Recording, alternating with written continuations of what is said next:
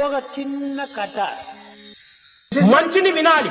అందుకోసమే దీనికి ఒక చిన్న కథ ఉంటుండాలి. పూర్వము ప్రణవోపాసన చేసేటువంటి వారకు రాక్షసులు అనేక విధమైనటువంటి ఇబ్బందులు కలిగిస్తూ వచ్చారు. నోటితో ఓంకారమును ఉచ్చరించిన తక్షణమే అందులో ఒక దుర్గంధం వచ్చేటట్టుగా ఈ రాక్షసులు అనేక విధమైన చెడుపులు చేస్తూ వచ్చారు. కనుక నోటితో ఉచ్చారణ చేయటం మానివేశారు ఈ ఋషులు.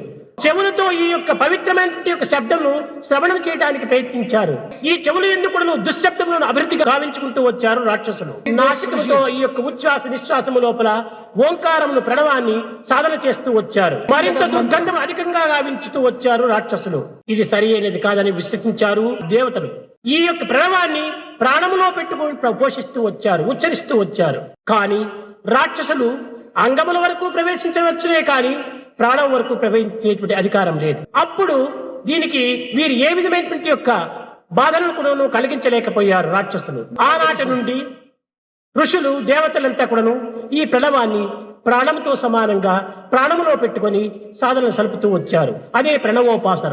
ఈ ప్రణవోపాసన యందు దేవతలకు కేవలం రాక్షసుల నుండి బారి తప్పించుకునే నిమిత్తమై ప్రాణమునందు పెట్టుకుని పోషించారు.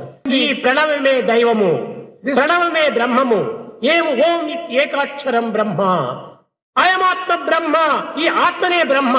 కనుక ప్రణవము ఆత్మ బ్రహ్మ మూడు ఒక్కటే అనేటువంటి భావంతో భగవంతుని మనం ప్రాణములో పెట్టుకుని మనం పూజించాలి, ప్రాణములో పెట్టుకుని ప్రేమించాలి, ప్రాణ సమానంగా ప్రేమించాలి. ఇది సరి అయిన భక్తి. సాయిరాం బయటట్టు మాత్రం సాయిరాం, లోపల దొంగరాం. ఎక్కడ ఉంది సాయిరాం? నిజముగా ఆ సాయిరాం అనేటువంటిది హృదయ నాడము నుంచి కూడా ప్రారంభం కావాలి.